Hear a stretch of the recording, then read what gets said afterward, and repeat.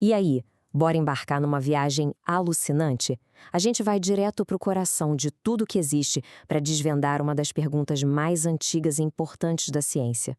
Pois é, essa pergunta não é de hoje, não. Faz milênios que a humanidade se pergunta isso. Lá na Grécia Antiga, uns filósofos tipo o Demócrito e o Leucipo tiveram uma ideia que, para a época, era genial. Se a gente pegasse qualquer coisa e fosse dividindo, ia chegar a um ponto numa partícula tão, mas tão pequena que não daria mais para cortar. Eles deram o nome de átomo, que quer dizer indivisível. Mas claro, isso era só uma ideia, uma filosofia. A aventura científica de verdade ia começar bem mais tarde. Então, se prepara, a gente vai passar por 5 paradas principais nessa nossa viagem. O comecinho, com o átomo indivisível, depois, a descoberta que mudou tudo, a do elétron, a grande surpresa que foi o núcleo, a correção, que veio com a física quântica, e, por fim, como a gente enxerga o átomo hoje. Bora para a nossa primeira parada, então. Início do século XIX, com um cientista que pegou aquela ideia antiga dos gregos e transformou em ciência de verdade. Ok, o primeiro nome que a gente tem que guardar é John Dalton. E o Dalton não era um filósofo de ficar só na ideia, não. Ele era químico, botava a mão na massa, sabe, fazia experimentos, anotava tudo. E observando como os gases e outras substâncias reagiam, ele sacou que a ideia dos átomos explicava direitinho os resultados dele. E o modelo que ele criou era de uma simplicidade genial. Pensa numa bola de bilhar. Sabe como é? Maciça, sólida, que não dá para quebrar nem dividir. Para ele, o átomo era basicamente isso, a pecinha fundamental de tudo. A grande sacada do Dalton foi que esse modelo simples explicava as reações químicas. A ideia era que numa reação, os átomos não são criados nem destruídos. Eles só se rearranjam, que nem peças de Lego se soltando e se encaixando de jeitos novos. Isso, para a química da época, foi uma revolução. Só que a ciência é assim, né? Nunca para. E logo apareceu uma pergunta que o modelo do Dalton não conseguia responder. Se o átomo era só uma bolinha maciça e neutra, como é que a gente explica a eletricidade estática? Sabe quando a gente esfrega uma bexiga no cabelo e ela gruda na parede? De onde vinha aquilo? O modelo da bola de bilhar ficou sem resposta e isso abriu a porta para a próxima grande descoberta. Avançando aí quase um século no tempo, entra em cena um cara chamado J.J. Thomson. E ele estava prestes a fazer o impensável, quebrar o inquebrável. O Thomson mexia com uns experimentos bem interessantes, com tubos de raios catódicos. Eram basicamente uns tubos de vidro quase sem ar dentro, com eletricidade passando por eles. Ele percebeu que um feixe de luz saía do polo negativo. E o mais incrível, quando ele aproximava um ímã, o raio desviava. Isso só podia ter uma explicação. Aquele raio era feito de partículas com carga negativa. Ele tinha acabado de descobrir o elétron. E com isso, pá, a ideia de que o átomo era indivisível ia por água abaixo. E aí, como ficou o átomo depois dessa? O modelo do Thomson ficou conhecido como pudim de passas. Imagina um panetone. O átomo seria a massa toda, o pão do panetone, com uma carga positiva. E as frutinhas cristalizadas, ou as passas, seriam os elétrons, com carga negativa, todos incrustados ali no meio. As cargas se anulavam e o átomo no total era neutro. Parecia fazer todo sentido, mas um teste estava prestes a acontecer. Ok, agora a gente chega no momento talvez mais cinematográfico da nossa história. Um experimento que virou tudo de cabeça para baixo. E quem é o nosso protagonista aqui? Ernest Rutherford, que, por sinal, foi aluno do Thomson. Ele teve uma ideia para testar o modelo do panetone. O plano era basicamente atirar partículas alfa, que são tipo umas balinhas com carga positiva, numa folha de ouro, mas uma folha fininha, fininha mesmo.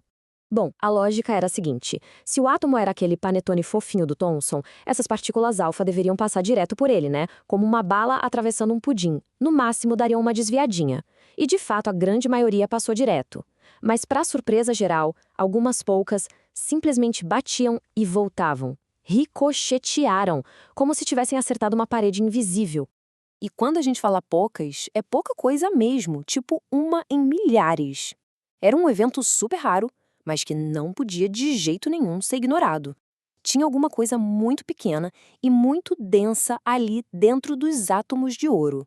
Dá para imaginar o choque do Rutherford, né? Essa frase dele resume perfeitamente o quão inacreditável foi o resultado. Era uma coisa que simplesmente não deveria acontecer, segundo o que se sabia na época. E aí, qual foi a conclusão genial do Rutherford? Primeiro, O modelo do Panetone estava errado. O átomo não era maciço, muito pelo contrário. O átomo era, na sua maior parte, um imenso espaço vazio. E segundo, quase toda a massa e toda a carga positiva estavam espremidas num ponto minúsculo e superdenso bem no centro, o núcleo. Para ter uma noção de escala, pensa assim: se o átomo fosse o estádio do Maracanã inteiro, o núcleo seria menor que uma mosca lá no meio do gramado. É impressionante. E daí surgiu uma nova imagem, uma nova analogia, o modelo planetário. O núcleo, denso e positivo, seria o nosso Sol, e os elétrons, bem mais leves e negativos, seriam os planetas girando em órbitas ao redor dele. Uma imagem bonita, poderosa, mas que também tinha um problema. Só que, de novo, tinha uma encrenca, e uma encrenca séria. Pelas leis da física clássica, um elétron girando e acelerando daquele jeito deveria perder energia, emitindo luz sem parar. Com isso, ele iria cada vez mais devagar e acabaria caindo em espiral direto para o núcleo, em uma fração de segundo. Se isso fosse verdade, tudo ao nosso redor entraria em colapso. A matéria como a gente conhece não poderia existir. E quem é que ia resolver essa encrenca? Pois é, de novo, um aluno do Rutherford, um dinamarquês chamado Niels Bohr. E ele usou as regras de um campo da física totalmente novo e esquisito. O Niels Bohr olhou para essa situação e teve uma sacada. As regras da física normal, do nosso dia a dia, simplesmente não funcionavam no mundo minúsculo do átomo. Era preciso usar uma física nova, a tal da teoria quântica. A solução do Bohr foi radical e genial. Primeiro, ele disse que os elétrons não podem ficar em qualquer lugar. Eles só podem existir em órbitas específicas, com níveis de energia fixos. Pensa numa escada. O elétron pode estar no primeiro degrau, ou no segundo, mas nunca entre eles. Segundo, enquanto o elétron está lá no seu degrau, ele não perde energia. Simples assim. Problema do colapso resolvido. E terceiro, ele pode pular de um degrau para o outro. Para subir, ele absorve energia. Para descer, ele devolve essa energia na forma de luz. E essa ideia foi matadora porque explicava perfeitamente por que cada elemento químico emite uma luz de cor específica quando é aquecido, sabe? Tipo nos fogos de artifício. O modelo do Bohr foi um passo gigantesco, um sucesso. Mas a física quântica estava só começando a mostrar o quão bizarra ela podia ser.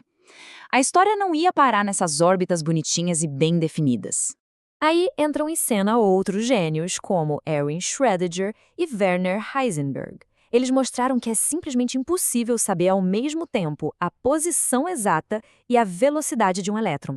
A ideia agora é que o elétron não é uma bolinha de gude girando num trilho certinho. Ele se comporta como uma onda, espalhada numa região do espaço chamada orbital. Então, esquece a órbita, o caminho certinho. Pensa numa nuvem. Onde a nuvem é mais densa, é mais provável encontrar o elétron. Onde ela é mais rala, é menos provável. O átomo ficou bem mais nebuloso e muito mais fascinante. E essa jornada toda nos traz até um modelo que a gente usa hoje. Olha só o caminho que a gente percorreu. De uma simples bola de bilhar para um panetone, depois um sistema solar em miniatura, até chegar numa nuvem de probabilidade.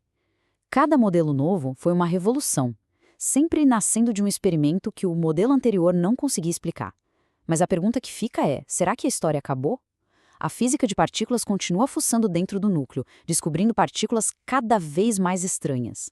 A jornada para o coração da matéria, pelo visto, está longe, bem longe de terminar.